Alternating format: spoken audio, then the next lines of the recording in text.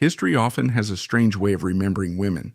They can be brilliant, brave, and revolutionary, yet find their stories condensed into a footnote, a single line in the biography of a more famous man. For decades, that was the fate of Martha Gellhorn.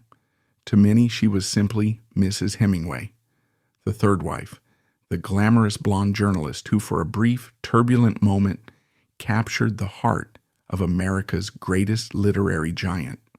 But that single line is a profound injustice, because Martha Gellhorn was not a footnote. She was a force of nature. She was one of the greatest war correspondents of the 20th century, a woman who covered every major conflict for over 50 years, from the Spanish Civil War to the jungles of Vietnam. She was a novelist, a travel writer, and a fierce, unapologetic trailblazer who refused to be defined by any man, no matter how famous. She was the woman who looked at Ernest Hemingway, the titan of literature, the icon of masculinity, straight in the eye and said, "I am not your appendage." The story of their love affair is legendary, a whirlwind of passion, war, and ambition. But the story of why she left him, of why she chose the grit and danger of the front lines over the gilded cage of being his wife, is the story of Martha Gellhorn herself. It's a tale of courage, conviction, and a relentless pursuit of the truth, a story that deserves to be told, not as a footnote, but as its own epic. To understand the ferocious independence that would come to define Martha Gellhorn, you have to look at the world she was born into. She arrived on November 8th, 1908, in St. Louis, Missouri, into a family that was, in many ways, far ahead of its time. Her father, George Gellhorn, was a successful and respected gynecologist of German Jewish descent. Her mother, Edna Fischel Gellhorn, was a force to be reckoned with. A prominent suffragist and social activist, Edna was a founder of the National League of Women Voters and a passionate advocate for women's rights. The Gellhorn home was a hub of intellectual and political activity, a place where ideas were debated and social justice was not just a topic of conversation, but a call to action. Growing up in this environment, young Martha was imbued with a sense of purpose and a belief that she could and should make her mark on the world. She was not raised to be a wife and a mother in the traditional sense. She was raised to be a citizen, to be engaged, to have a voice.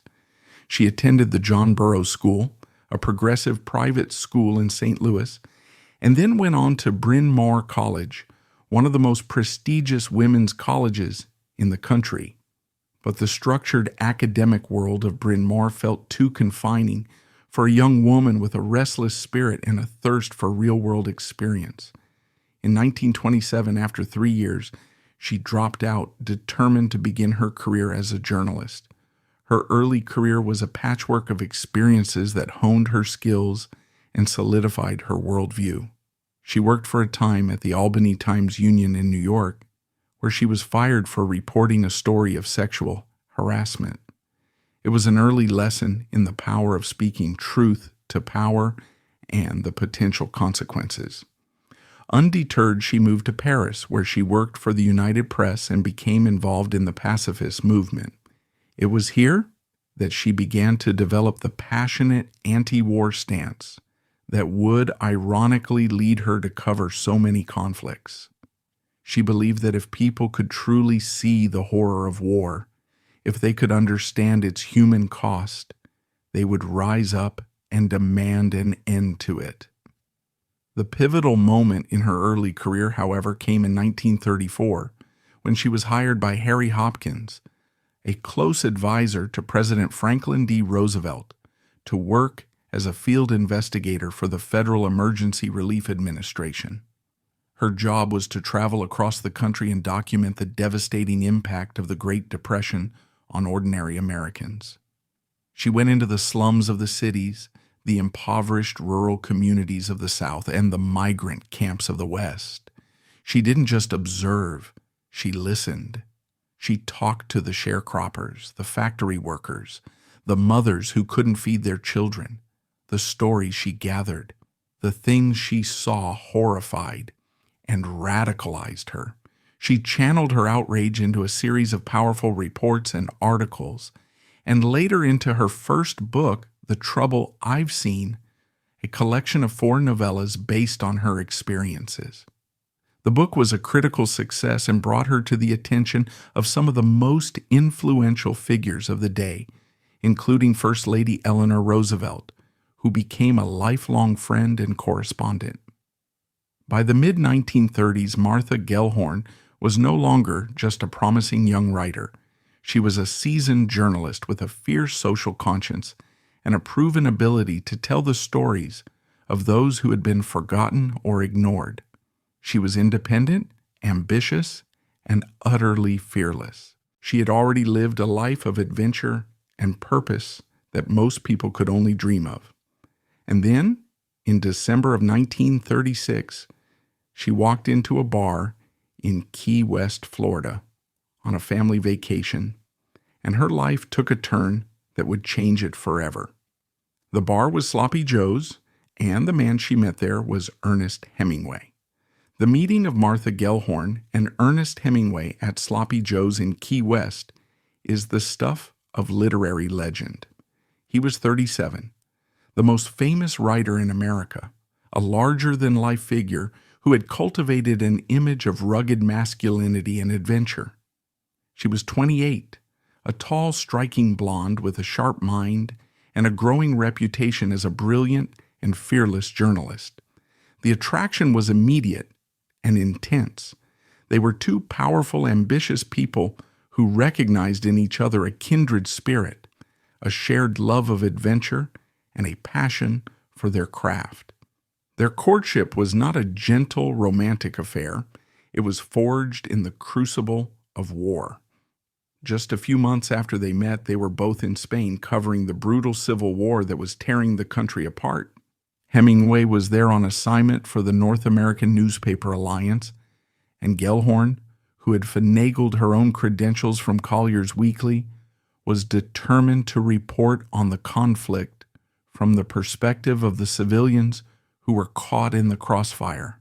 This was her first taste of war, and it was a defining experience. While Hemingway and other male journalists reported from the relative safety of their hotel in Madrid, Gellhorn ventured out into the city, documenting the daily bombings, the food shortages, and the quiet heroism of the Spanish people. Her dispatches were raw, powerful, and deeply human. She wrote not about troop movements and military strategy, but about the look of war on the faces of ordinary people. She was pioneering a new kind of war reporting, one that was focused on the human cost of conflict. Their time in Spain was a whirlwind of passion, danger, and creative collaboration. He was her mentor, her lover, and her biggest champion. He admired her courage and her talent, and he encouraged her to push the boundaries of her craft. She, in turn, was captivated by his charisma, his brilliance, and the sheer force of his personality. It was during this period that he wrote his great Spanish Civil War novel, For Whom the Bell Tolls, and there is little doubt that Gellhorn, with her passion, her intelligence, and her commitment to the Republican cause, was a major inspiration for the character of Maria. In 1940, after Hemingway finally divorced his second wife, Pauline Pfeiffer, he and Martha were married. They set up a house in a beautiful estate outside of Havana, Cuba, called the Finca Vigia. On the surface, it was an idyllic life. They were 2 of the most famous and celebrated writers in the world, living in a tropical paradise, surrounded by friends, and at the center of a vibrant literary and social scene. But the seeds of conflict had been sown long before. The very qualities that had drawn them together, their ambition, their independence, their fierce dedication to their work, were now the things that threatened to tear them apart. Hemingway, for all his talk of admiring strong women, had a deeply traditional view of marriage. He wanted a wife who would be his muse, his helpmate, his companion. He wanted her to be there when he came home from a day of writing or fishing, to manage the household, and to bask in the glow of his genius. But Martha Gellhorn had no intention of being anyone's appendage. She was a writer, a journalist, and a war correspondent. Her work was not just a job, it was her calling. She had no desire to give it up to play the role of Mrs. Hemingway. The Finca Vigia, which he saw as their paradise, she began to see as a beautiful prison. She felt stifled by the endless stream of guests, the heavy drinking, and the suffocating force of his personality. The tension between them grew, fueled by professional jealousy and a fundamental clash of wills. He became resentful of her travels, her assignments, her independent success. He began to belittle her work, to mock her ambition. He wanted to be the only star in their constellation, and her refusal to dim her own light was a constant source of frustration for him. The breaking point came with the outbreak of World War II. For Gellhorn, this was the most important story of her lifetime, a global conflict that she felt a moral obligation to cover. For Hemingway, it was an opportunity to burnish his own legend. But when she prepared to leave for Europe to report on the war for Collier's, he did something that was both petty and unforgivable. He used his influence to secure his own credentials from the same magazine, effectively stealing her job and her access to the front. It was a profound betrayal, and for Gellhorn, it was the final straw. She realized that he would never see her as an equal, that he would always try to control her, to subordinate her career to his own. And in that moment, she made a decision that would stun the world and define the rest of her life. She chose her work. She chose her freedom. She chose herself. The great love affair was over, and one of the greatest war correspondents of the 20th century was about to embark on her most dangerous and most important assignment, alone. Martha Gellhorn's decision to leave Ernest Hemingway was not just a personal one. It was a radical act of professional and personal defiance. In an era when women were still expected to put their husbands' careers before their own, she chose to walk away from one of the most famous men in the world in order to pursue her own calling. The story of what she did next is a testament to her incredible courage, her resourcefulness, and her unwavering commitment to her work.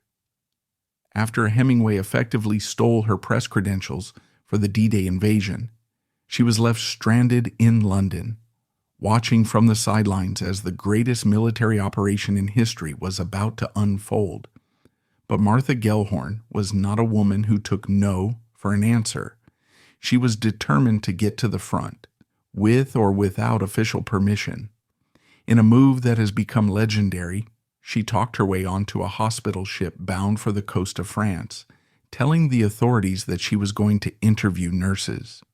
Once on board, she locked herself in a bathroom to avoid being discovered. As the ship approached the Normandy coast, she emerged to find a scene of chaos and carnage. She saw the landing craft, the soldiers waiting ashore under heavy fire, the wounded being brought back to the ship. She realized that she was the only woman and one of the very few journalists to witness the D-Day landings from the ground. She grabbed a stretcher and began helping the medics, working tirelessly to bring the wounded soldiers aboard. She was not just an observer. She was a participant. And in the midst of it all, she was gathering the details for the story that she knew she had to tell. Her account of the D-Day landings, published in Collier's, is one of the most powerful and moving pieces of journalism to come out of the war. This was just the beginning of her extraordinary journey through war-torn Europe. She traveled with the Allied forces as they fought their way across France. She was there for the Battle of the Bulge, and in April of 1945, she was one of the first journalists to enter the Dachau concentration camp, shortly after its liberation. The things she saw there would haunt her for the rest of her life. She walked through the barracks, saw the piles of emaciated bodies, and talked to the skeletal survivors. Her dispatch from Dachau is a masterpiece of controlled rage and profound sorrow. She wrote, "Behind the barbed wire and the electric fence, the skeletons sat in the sun and searched themselves for lice. They have no age and no faces. They all look alike and like nothing you will ever see if you are lucky." Her experiences during the war solidified her reputation as one of the preeminent war correspondents of her generation. She had proven that she could not only compete with her male colleagues, but that she could often out-hustle and outwrite them. She had done it all on her own terms, without the help or the hindrance of her famous husband. After the war, she continued to travel the world, reporting on the major conflicts of the day. She covered the Vietnam War, the Arab-Israeli conflicts, the civil wars in Central America, and the rise of the Khmer Rouge in Cambodia. She was a woman who was drawn to the heart of the action, who believed that it was her duty to bear witness to the suffering of others. Her personal life, however, was often as turbulent as the conflicts she covered. Her marriage to Hemingway had left her with a deep-seated distrust of love and commitment. She had a string of lovers, but she never again allowed a man to have the kind of power over her that Hemingway had wielded. In 1949, she adopted a young Italian orphan, a boy she named Sandy. She loved him dearly, but by her own admission, she was not a natural mother. Her restless spirit and her commitment to her work often put her at odds with the demands of motherhood. Their relationship was a source of both great joy and profound pain for her throughout her life. She continued to write novels and travelogues, but it was her journalism that remained her true passion. She was a writer who was at her best when she was angry, when she was writing in protest against injustice, cruelty, and the folly of war. She had no patience for what she called that objectivity shit. She believed that a journalist had a moral obligation to take a side, to stand with the victims, and to speak truth to power. As she grew older, she became something of a recluse, living in a small cottage in Wales and later in a flat in London. She was often cantankerous and difficult, a woman who did not suffer fools gladly, but she never lost her sharp mind, her wicked sense of humor, or her passionate engagement with the world. She continued to write and to travel until she was well into her 80s, a testament to her incredible stamina and her insatiable curiosity. She was a woman who had lived life on her own terms, a woman who had refused to be silenced, and a woman who had left an indelible mark on the world of journalism. The story of Martha Gellhorn is not without its controversies and complexities. She was a woman who inspired fierce loyalty and admiration, but she was also a figure who could be difficult, demanding, and at times deeply contradictory. The most enduring controversy, of course, revolves around her relationship with Ernest Hemingway, a relationship that has been romanticized, scrutinized, and debated for decades. The central question is one of power. Who was the dominant figure in their relationship? Was she his victim, a talented young writer whose career was almost derailed by a controlling and manipulative husband? Or was she a savvy and ambitious woman who used her connection to the famous author to advance her own career?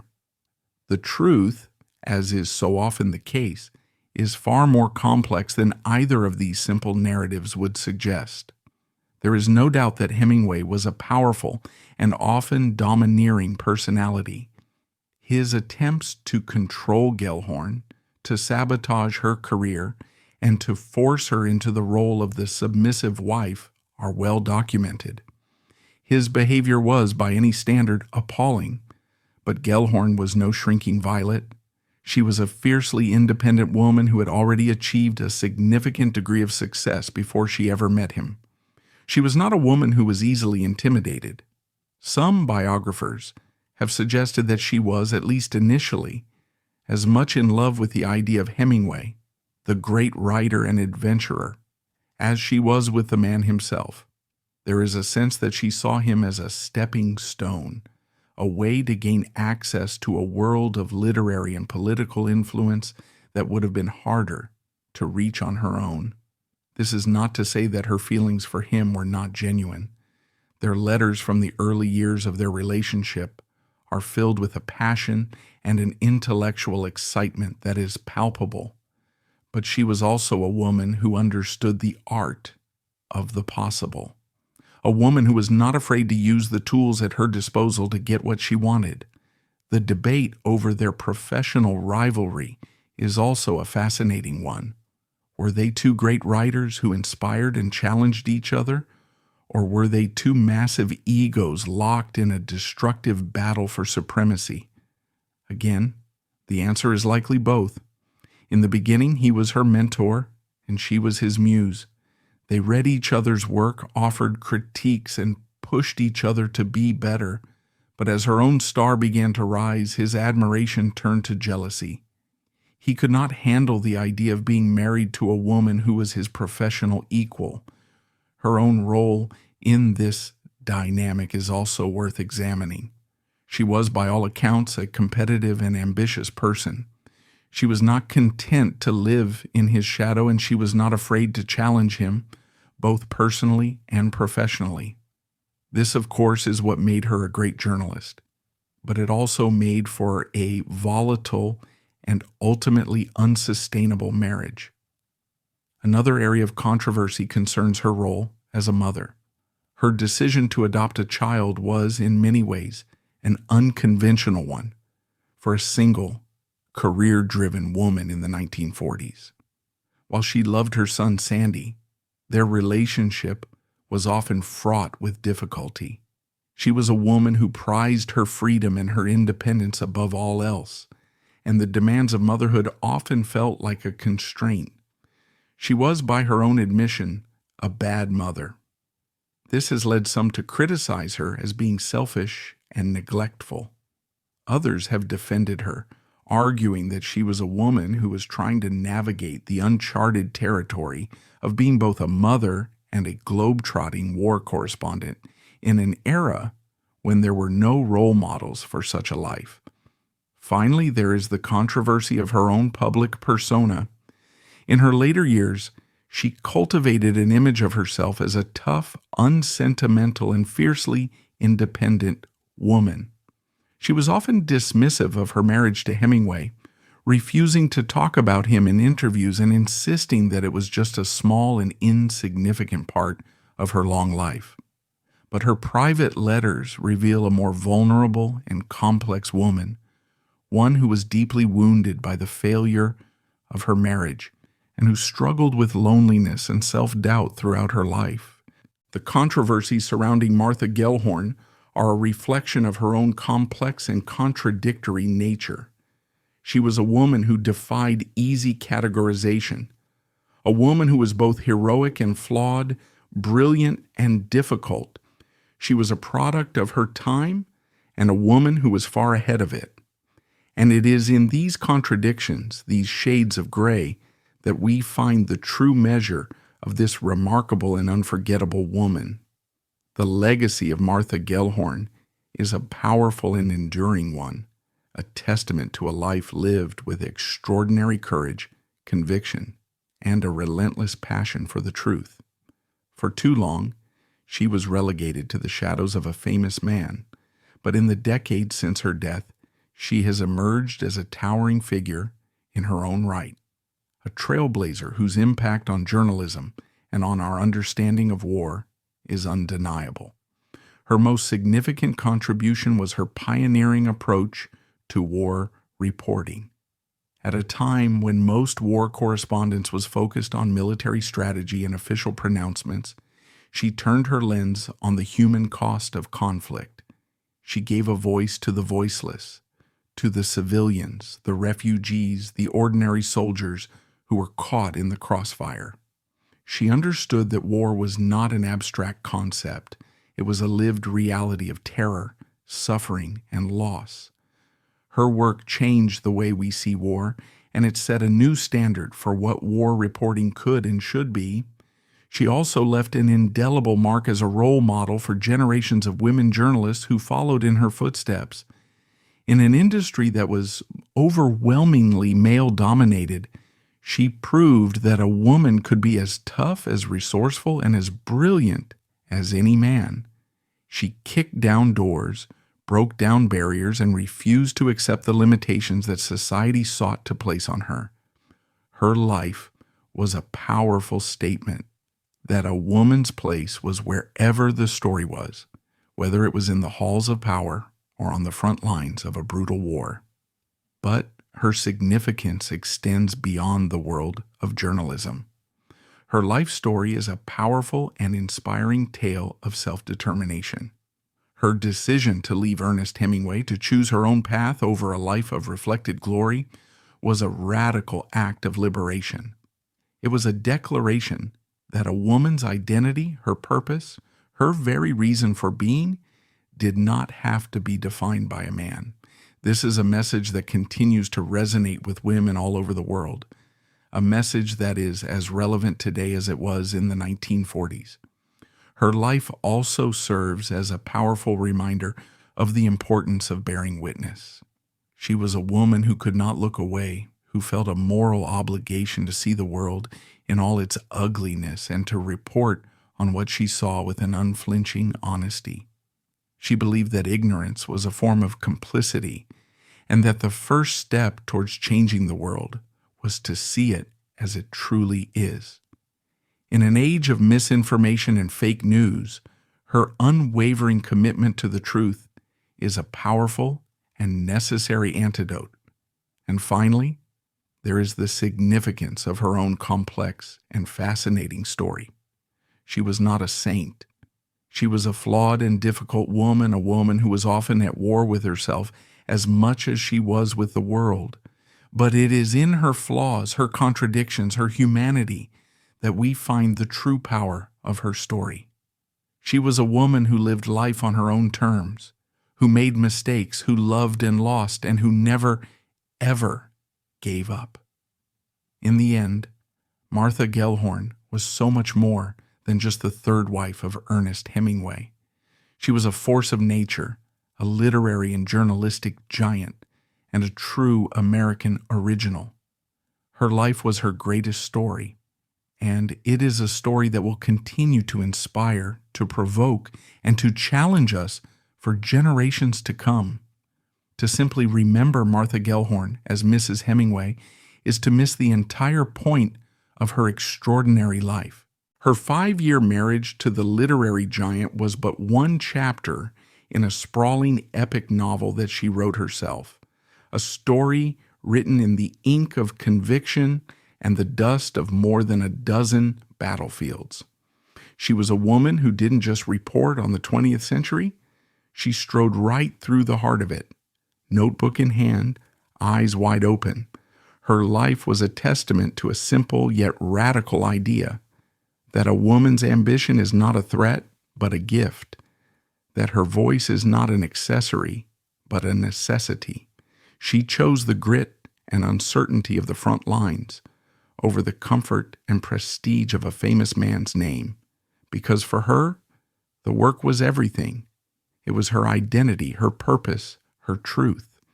She refused to be a footnote in anyone else's story because she knew, with every fiber of her being, that she was the author of her own. Martha Gellhorn's legacy is not one of bitterness or of a life lived in opposition to a man. It is a legacy of fierce independence, of a passion for justice, and of an unwavering belief in the power of the written word.